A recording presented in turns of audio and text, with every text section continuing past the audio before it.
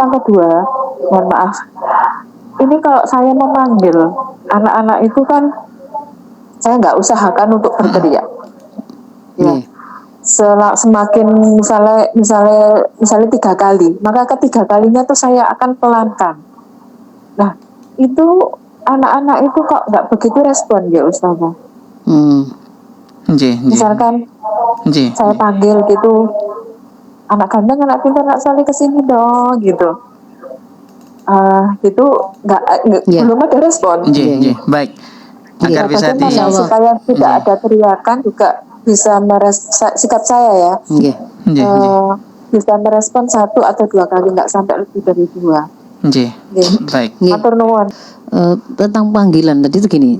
Ini sebenarnya bisa jadi kita bahas di lain waktu dalam bahasan tersendiri.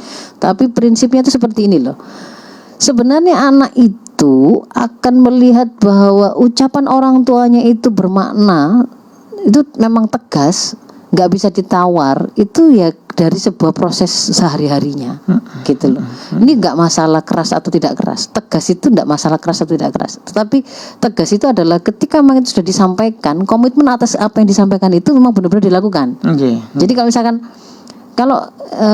sudah disiapkan buku-bukunya untuk besok, begitu.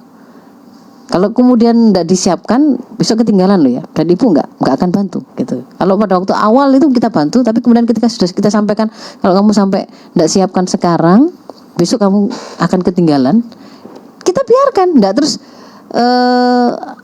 sudah sempat ngancam-ngancam, nanti nggak akan ibu bantu. Tapi faktanya tetap saja ketika anak itu udah nyiapin, ibu ya tetap melakukan mengcovernya gitu ya, menyiapkannya, ngerjakan PR-nya atau menyiapkan apa yang jadi tugasnya dia.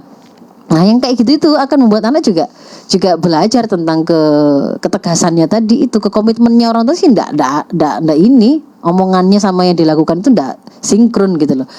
Faktanya kemudian saya itu dipanggil, saya ndak segera datang juga nggak apa-apa. Nggak ditinggal kok, nggak ada kerugiannya.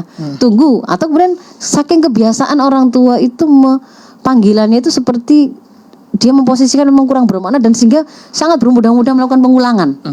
Jadi kalau semakin sering kita itu mengulang-ulang nggak ada keperluan gitu ya, itu nanti juga anak akan belajar. Memang nggak, nunggu diulangi sampai 3 kali panggilannya, 4 kali biasanya baru marah.